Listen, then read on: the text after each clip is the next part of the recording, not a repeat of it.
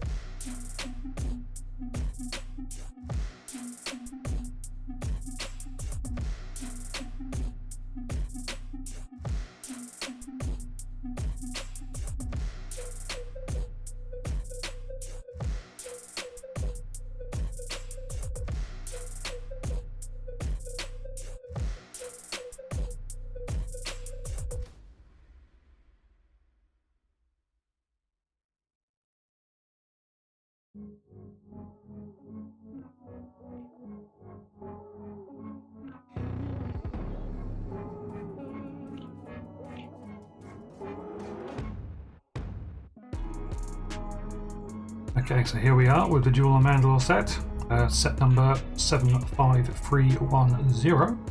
It's 147 pieces, so small build, and it brings back some pretty cool memories of the fight scene between Ahsoka and Maul on Mandalore when they are trying to liberate it in the Clone Wars animated series in the final season.